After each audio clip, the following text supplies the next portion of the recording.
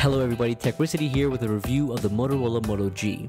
Now, smartphones in general are associated with high price. The moment you hear that a smartphone is relatively cheap, you automatically assume that you're going to get a bad experience, because to a certain extent, this was true, until now.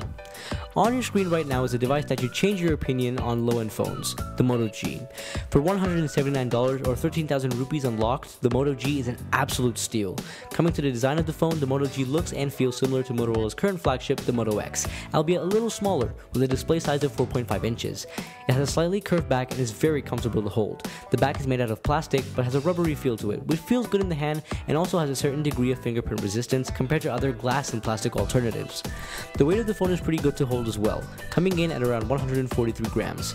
Button placement is just how I like it, with the power button on the right hand side and the volume rocker right below it. The buttons are pretty well made also. The headphone jack and charging ports are centered at the top and bottom respectively, and how can I make a Motorola review without talking about the iconic dimple, which draws my finger to it again and again when holding the phone.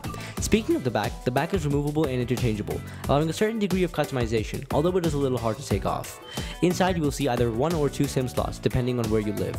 You will also find a non-removable 2070 mAh battery, and I know that doesn't sound like much, but Motorola knows battery and the Moto G is no exception. You can easily get through a full day of use, and the battery saver mode can help you in difficult situations. The matte plastic back meets with the glossy plastic bezel, which in turn meets the display. Here, you will find a 4.5-inch 720p LCD display, coming in at 326 pixels per inch. For me, the display is the biggest plus point of the Moto G. Color reproduction, viewing angle, sharpness, and detail are amazing.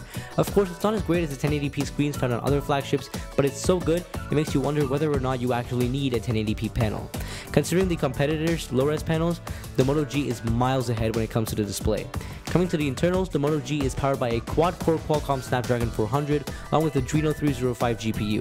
It also has 1GB of RAM, and these specs should be way more than enough to get you through all your daily tasks on Android without breaking a sweat. And unless you're playing some graphically intense games, it's almost impossible to find lag anywhere. You also get Bluetooth 4.0, but no NFC, which I believe is the biggest con of the phone. But you can't really complain at this price bracket. The Moto G doesn't support 4G LTE, you only get 4G HSDPA+, but for most people that shouldn't be a problem. The speakers on the back are really good and can get really loud as well. Here's an audio sample.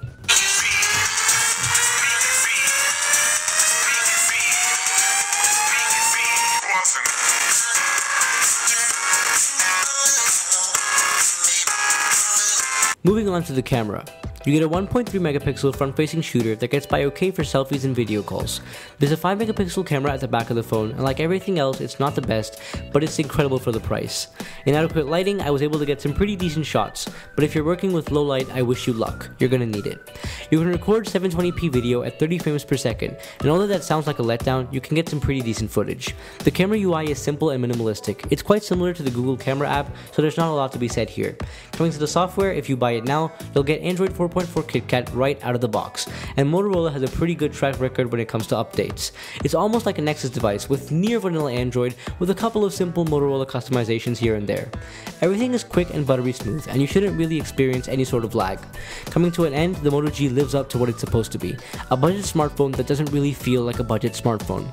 The Moto G does have everything we need, and although it may not be as fancy as other handsets, whatever it does exceptionally well for an exceptional price.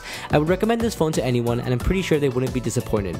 So that was my review of the Moto G. If you like this video, please drop it a like, as it really helps the video out, along with any comments that you could leave down below. Above all, please subscribe. It's what motivates me to make new videos, it's what keeps me going, so please subscribe, I really appreciate it.